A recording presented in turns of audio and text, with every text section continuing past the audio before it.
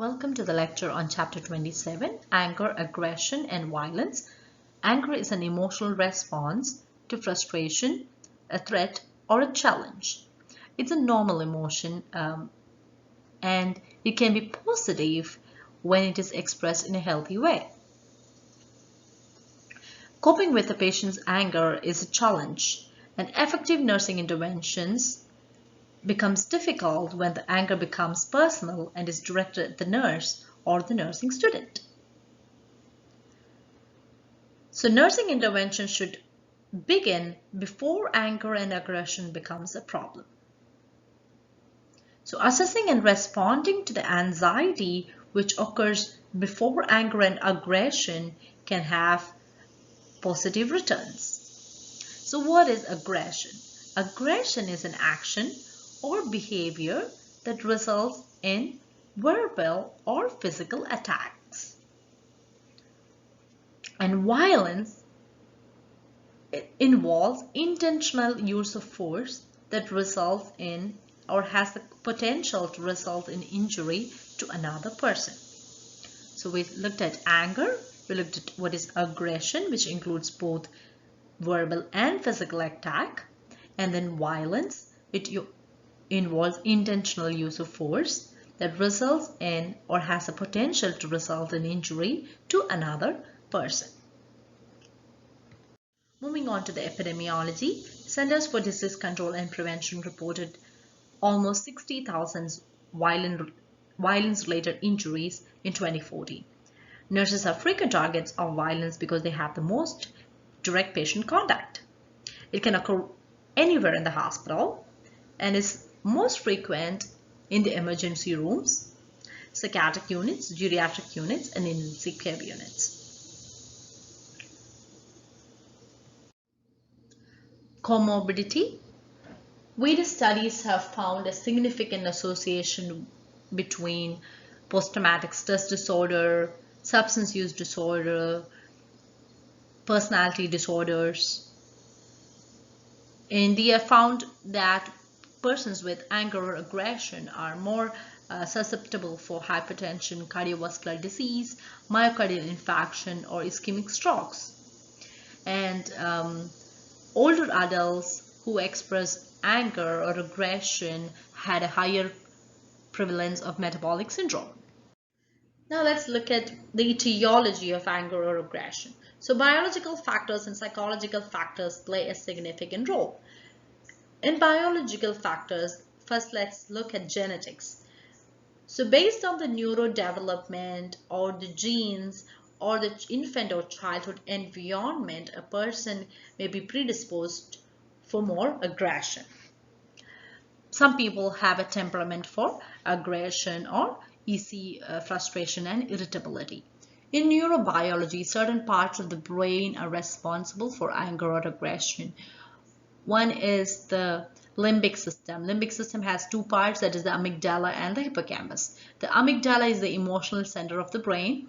So when you have environmental stimuli or you perceive that threat or the environmental stimuli as a threat using the amygdala. Amygdala senses the emotional part of the threat. And then the amygdala says, okay, you have the flight and fight response for this particular stimuli. So in humans, men with lower amygdala volume exhibit higher levels of aggression. Moving on to hippocampus. Hippocampus is in close proximity to amygdala. It is responsible for formation of new memories. So when research demonstrates that aggressive behavior may result in formation of new cells within the hippocampus.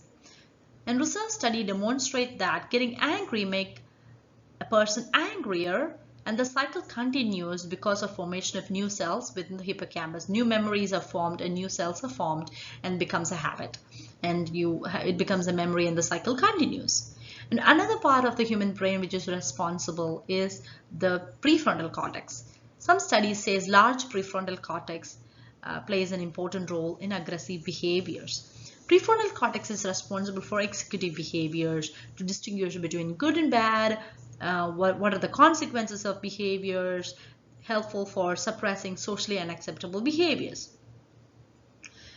So if these control systems in the prefrontal cortex is not functioning properly, it can result in aggressive acts. An individual with antisocial personality disorder have been shown to have less gray matter in their prefrontal cortex, which results in anger or aggression. Then coming on the neurotransmitters, some neurotransmitters like serotonin, dopamine, and GABA are responsible for anger or aggression. Either increase or decrease in serotonin or dopamine in certain parts of the brain can result in anger or aggression.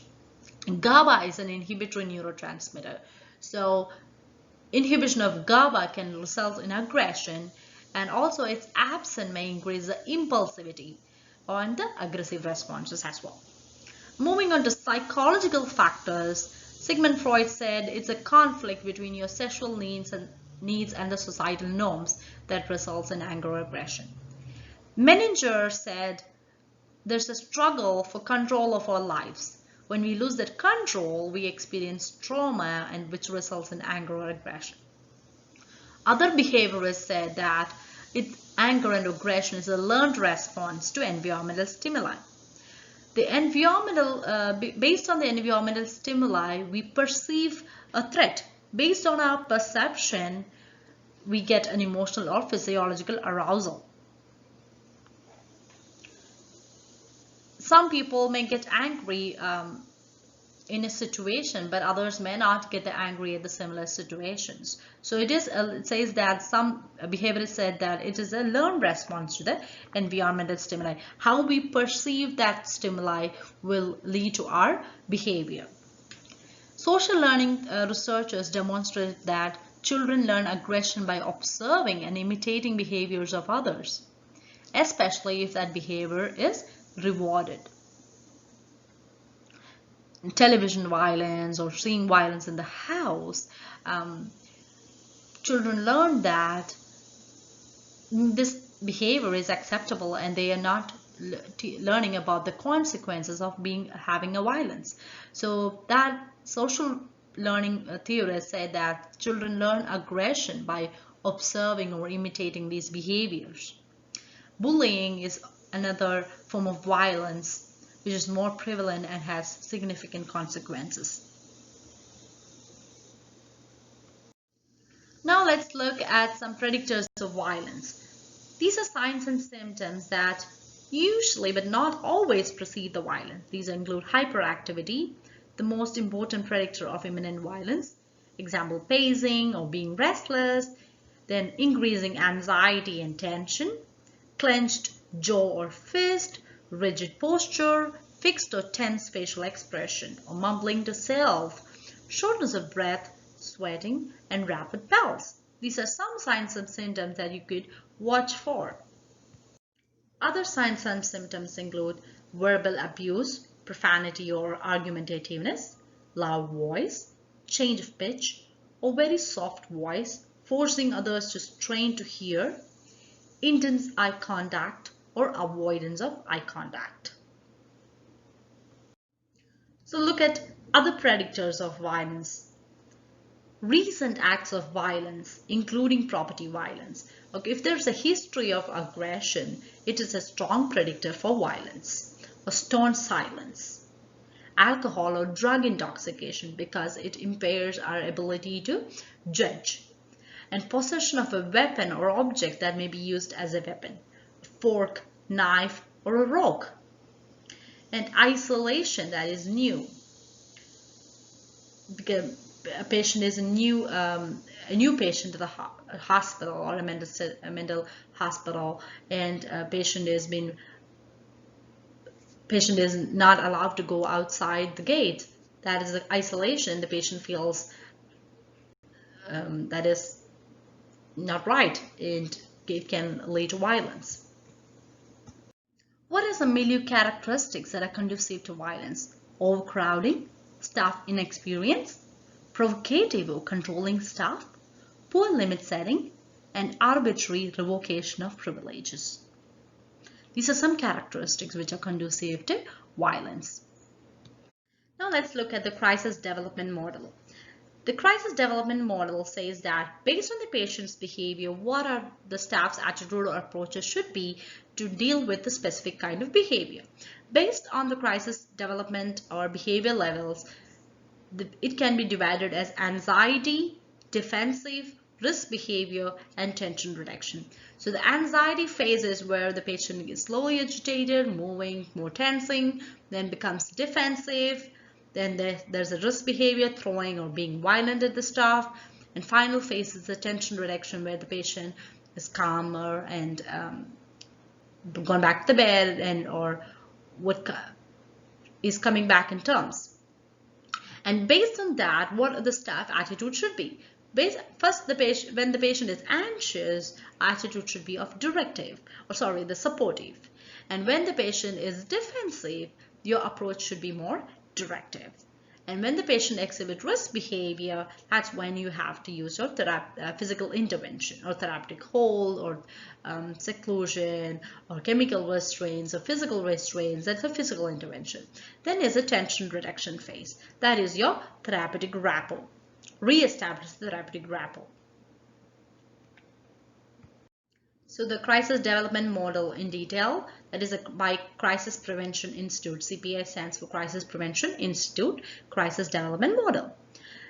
So first phase is anxiety. There is a change in behavior in the patient. During that time, staff should be supportive. Staff should have an empathetic or a non-judgmental approach. Next phase is defensive, beginning to lose rationality, cursing or yelling. During that time, the staff attitude should be directive, that is decelerating and escalating behavior. Try to mellow down what's happening. Maybe to take the patients back to the room, ask the patients to take a walk with you, kind of directive approach. Next is risk behavior.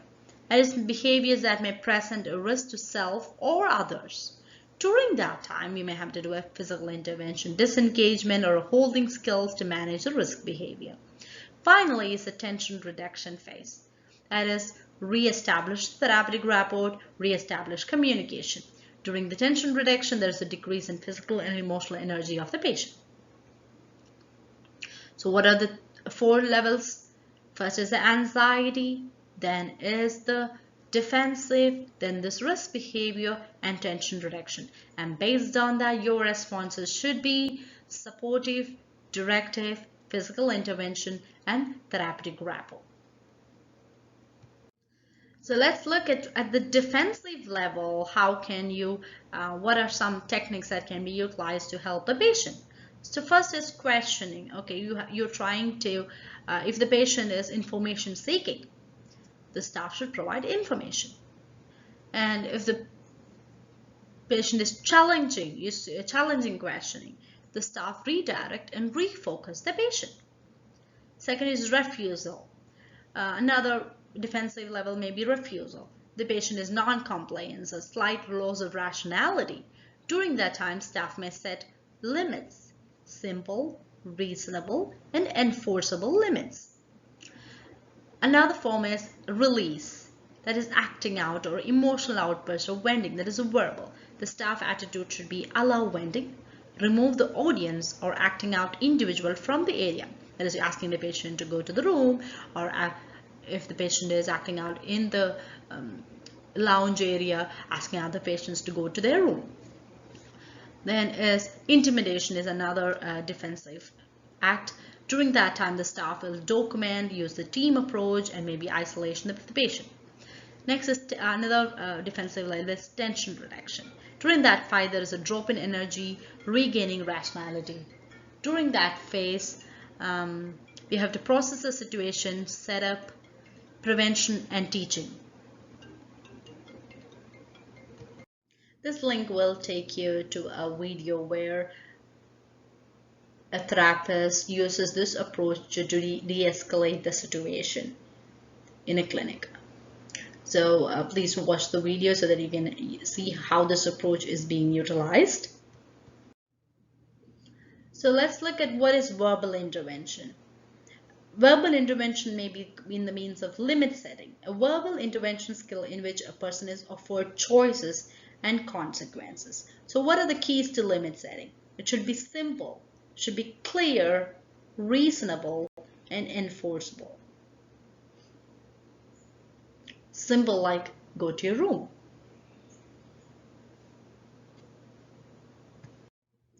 Next is the empathic listening, that is an active process to discern what a person is saying, having a non-judgmental attitude and giving undivided attention to the patient, focusing on feelings and facts, and allowing silence for reflection, restates and paraphrase what the patient is saying. So what are some interventions for mild or moderate anger? Give respect, offer self, and listen. I will sit and listen. I will talk to you. Be calm. I'm listening. Use empathy to address feelings and encourage expression of anger. Avoid power struggles.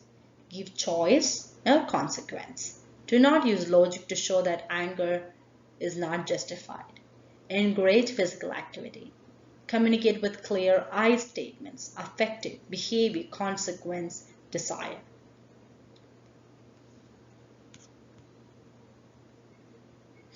I'm trying to help you. I notice that you're feeling anxious. I notice that you're feeling a bit frustrated. How can I help you? So interventions for mild or moderate anger. What are interventions for severe anger or rage? Talk, but keep physical distance.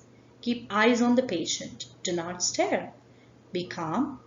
Remove the audience. Offer PRN medications. Limit set in a matter-of-fact manner. Time out. We need to help you calm down. You want to go to the room or to the seclusion room by yourself. Take a time out. Isolate when making threats. May have to use restraint. One person must be in charge. Do not touch until you have help. Process or debrief the incident when over, especially during the tension reduction phase. What are the student rule? Get away, leave the situation, and let the staff manage the situation. Follow what you are told by faculty or facility staff, because staff members are trained in CPI or crisis prevention institute skills, and they are trained to intervene appropriately. Let's look at some important concepts when you deal with a patient with anger, aggression, or violence. Looking at the precipitating factors, recognize that you are seldom the cause of the risk behavior. Address factors that lead to crisis situations.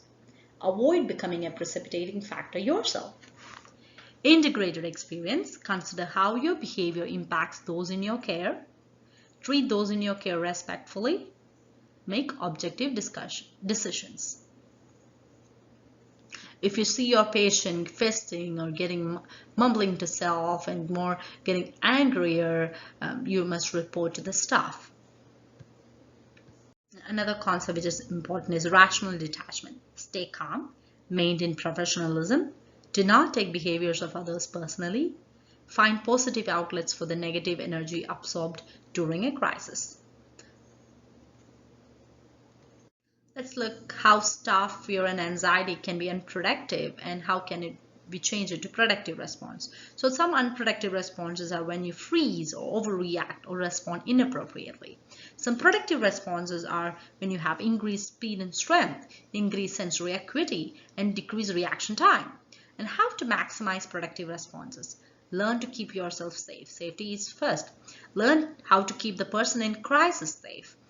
For example, you can see that the chairs in the unit are heavy so that nobody can lift it and throw at you or throw at themselves and hurt themselves. Use a team approach. Every hospital has a protocol of how to get help when the situation changes. Understand what makes you afraid and drives your decisions. Now let's look at postvention, or according to CPI coping model, how can we get back in control, right? So it is abbreviated as COPING, coping. First is control. The client is back in emotional and physical control. Staff also back in emotional and physical control. Orient. Orient the client to the basic facts from their perspective, their story. Okay, what is from their story, how did they behave? And orient the staff to the basic facts from the staff's perspective. Okay, what happened and how did you react to the situation? And patterns in past behaviors, and look for triggers. With the client, we have to look at the past behaviors and look for triggers. And how did the team respond to the situations? Then investigate alternatives for future behavior, ways to do things differently in the client. As a staff, investigate ways to strengthen the team response. As a client, you negotiate an agreement or a contract for future behavior. What would want to do when you have a similar situation in the future? In the staff, negotiate changes that need to be made with the team. And client, finally, is give client responsibility for their behavior back to them. For staff, give encouragement and support to team members. That is post-vention, after the incident had happened. So what are some goals for patients with anger issues? Help patient recognize that he or she responds with anger. Okay, that I have an issue with anger. Identifying that I have an issue with anger is the first main step. Give patient permission to feel anger. Help patient identify anger triggers and learn to see early signs. Use an anger diary and helpful what are my behaviors and how did I respond. Help patient identify what to do differently. Teach and role model assertiveness skills. Limit sets, establish ground rules. You can get mad, but you cannot hit another person. Okay, it's having a limit sets. So what are some considerations for staff safety? Avoid wearing dangling earrings or necklaces. The patient may be focused on these and grab at them, causing serious injury. Ensure that there is enough staff for backup. Only one person should talk to the patient, or the team leader should talk to the patient, but staff need to maintain an unobtrusive presence in case the situation escalates. Always know the layout of the area. Correct placement of furniture and elimination of obstacles or hazards are important to prevent injury if the patient requires physical interventions. Other considerations are: do not stand directly in front of the patient or in front of the doorway. This patient could be interpreted as confrontational. It is better to stand off to the side and encourage the patient to have a seat. If a patient's behavior begins to escalate, provide feedback. You seem to be very upset. Such an observation allows exploration of the patient's feelings and may lead to de-escalation of the situation. Avoid confrontation with the patient either through verbal means or through a show of support with security guards. Verbal confrontation and discussion of the incident must occur when the patient is calm. A show of force by security guards may serve to escalate the patient's behavior. Therefore, security personnel are better kept in the background until they are needed to assist. Let's look at what are some de-escalation techniques or practice principles. Maintain the patient's self-esteem and dignity. Maintain calmness, your own and the patient's. Assess the patient and the situation. Identify stressors and stress indicators. Respond as early as possible. Use a calm, clear tone of voice. Invest time in the patient. Remain honest.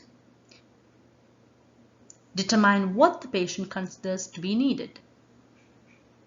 Identify goals. Avoid invading personal space. Avoid arguing.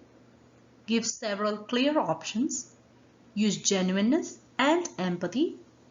Be assertive and do not take chances. Maintain personal safety. This concludes the chapter on anger, aggression, violence.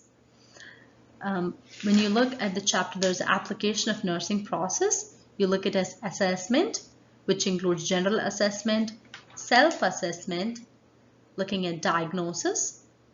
Some important diagnosis, nursing diagnosis that can be applied are risk for other directed violence, risk for self-directed violence, ineffective coping, stress overload, and impaired impulse control.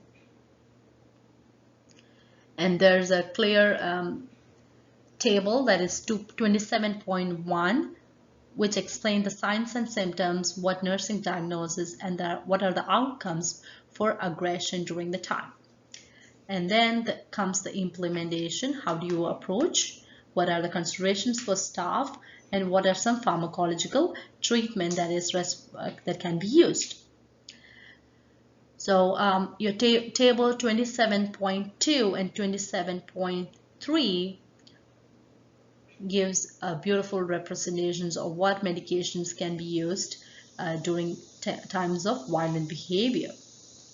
Some common medications which are used are anti-anxiety agents, that is in the benzodiazepine classification, lorazepam, that is the trade name is Ativan, or alprazolam, that is Xanax, that's peroral Xanax may be given, or Valium or diazepam may be given peroral IM, or usually IM is probably given. Then the first generation antipsychotics may be used. Some cases haloperidol may be used. And second generation antipsychotics may be utilized. Olanzapine, IM may be given, or Geodon, or Ciprazodone. Ciprazodone is the chemical name for Geodon. As per oral or IM is used for patients' acute management of violent behavior. Sometimes combination of these medications are also utilized. Sometimes haloperidol, lorazepam, and diphenhydramine or cogentin may be given IM as a combination when it is commonly used in the acute setting. Another combination which is used is furfenazine, lorazepam, diphenhydramine, or benztropine. That may be given as IM itself. So it is either haloperidol, lorazepam, or Benadryl, or furfenazine, lorazepam, or diphenhydramine, or benztropine. And for the long-term management of chronic aggression, there are other medications which can be utilized. That is SSRIs, lithium, anticonvulsants, gabapentin, benzodiazepines, certain second generation antipsychotics.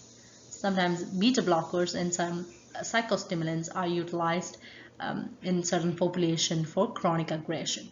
Table 27.3 gives you a beautiful representation of what class of medications can be given for what population and when are they indicated.